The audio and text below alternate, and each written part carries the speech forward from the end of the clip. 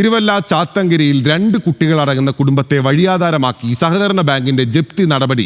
5 സെന്റിൽ താഴെ ഭൂമിയുള്ളവരുടെ ബാധ്യതയിൽ ജപ്തി ഉണ്ടാകരുതെന്ന മുഖ്യമന്ത്രിയുടെ നിർദ്ദേശം മറികടന്നാണ് 4.5 സെന്റ് ഭൂമി മാത്രമുള്ള ചാത്തങ്കരി സ്വദേശി അനിയൻ കുഞ്ഞിന്റെ കുടുംബത്തിനെതിരായ ബാങ്ക് നടപടി. നിലവിൽ വീടിനോട് ചേർന്ന് ടാർപോളിൻ ഷീറ്റ് വലിച്ചു കെട്ടിയാണ് ഈ കുടുംബം താമസിക്കുന്നത്.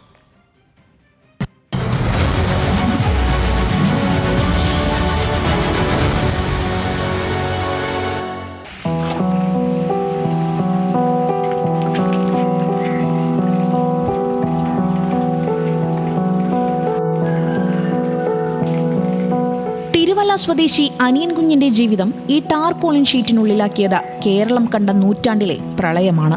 കൃത്യമായി പറഞ്ഞാൽ 2018 പ്രളയം. പത്തനംതിട്ടയിലെ ദുരിതപ്പെയ്ത്തും വെള്ളപ്പൊക്കവും തോർന്നപ്പോൾ വീടെന്ന സുരക്ഷിതത്വം നഷ്ടമായി. 2 മക്കളുള്ള തന്റെ കുടുംബത്തിന് അടച്ചുറപ്പുള്ള വീട് പണിയാൻ സഹകരണ ബാങ്കിൽ നിന്നും ലോൺ എടുത്തു. അടവ് മുടങ്ങിയതോടെ ബാങ്ക് വീട് ജപ്തി ചെയ്തു. കുടുംബം വഴിയാധാരമായി.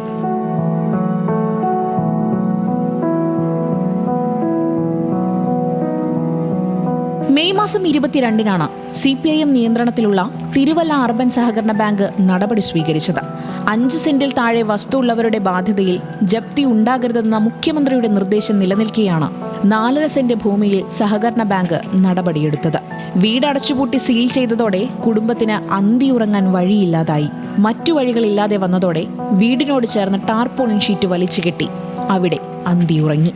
നമ്മളെ അവർ വെളിയിലിറക്കി കഥ അടച്ചു. പട്ടിയെ അടിച്ച് കഥകിനകത്ത് പട്ടിയെ അടിച്ചു. എന്നിട്ട് സീൽ ചെയ്ത് താക്കോലും അവർ കൊണ്ടുപോയി. ഇപ്പോൾ നമ്മൾ കിടക്കുന്നത് നമ്മുടെ വീടിൻ്റെ തന്നെ പുറവശത്ത് ഒരു ഷെഡിലാണ് നമ്മൾ കിടക്കുന്നത്. അവിടെ ഇപ്പോൾ ഏകദേശം വെള്ളമെല്ലാം കയറിയിട്ട് ആകപ്പാട് ബുദ്ധിമുട്ടിലാണ്. നമ്മൾ കിടക്കുന്നിടത്തും വെള്ളം കയറി. ഇപ്പോൾ നമ്മൾ ഞങ്ങളും കൂടി ഇപ്പോൾ സിറ്റ് ഔട്ടിലോട്ട് കുഞ്ഞുങ്ങളെ കിടത്തി ഞാനും ഭർത്താവും പുറകിൽ തന്നെയാണ് കിടക്കുന്നതും കഞ്ഞി വെക്കുന്നതും എല്ലാം നമ്മൾ ആ ഷെഡിനുള്ളിലാണ്. 2018 പ്രളയത്തിൽ തകർന്ന വീടിന് പകരം പുതിയ വീട് നിർമ്മിക്കാൻ സർക്കാർ നൽകിയ 2.5 ലക്ഷം മതിയാകുമായിരുന്നില്ല. വീട് നിർമ്മാണം പുരോഗമിക്കവേ സാമ്പത്തിക പ്രതിസന്ധി. പണം കണ്ടെത്താൻ അനിയൻ കുഞ്ഞിന്റെ ഭാര്യ ഷീബയുടെ സ്വർണം പണയപ്പെടുത്തി. പക്ഷേ വീട് പൂർത്തിയായില്ല. തുടർന്നാണ് 4.5 സെന്റ് വസ്തുവിന്റെ ഈടിന്മേൽ 2020 3 ലക്ഷം രൂപ വായ്പയെടുത്തത്. എന്നാൽ വീട് പണിക്കിടെ 2ാമത്തെ മകളെ അസുഖബാധിതയായി സ്വകാര്യ മെഡിക്കൽ കോളേജ് ആശുപത്രിയിൽ പ്രവേശിപ്പിച്ചു. ഇതോടെ വീട് പണിയും വായ്പാ തിരിച്ചടവും പ്രതിസന്ധിയിലായി. ഒരു മകളുടെ ചികിത്സയും കാര്യങ്ങളുമായിട്ട് തിരുവല്ല സ്വകാര്യ മെഡിക്കൽ കോളേജിലാണ് ചികിത്സയുണ്ടായിരുന്നത്. അപ്പോൾ ആ ചികിത്സയിലിരിക്കുന്ന സമയത്ത് നമുക്ക് അടവ് മുടങ്ങിയതിന് കാരണം വീണ്ടും പലിശ കൂടിക്കൊണ്ടേയിരുന്നു.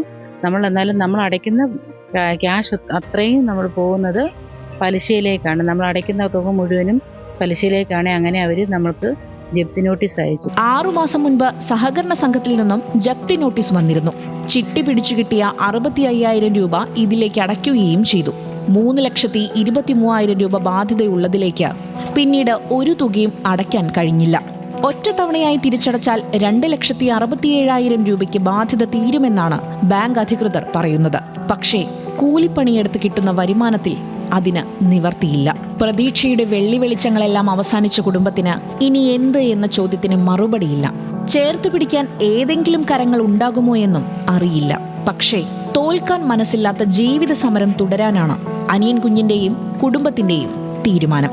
ന്യൂസ് മലയാളം, പത്തനംതിട്ട.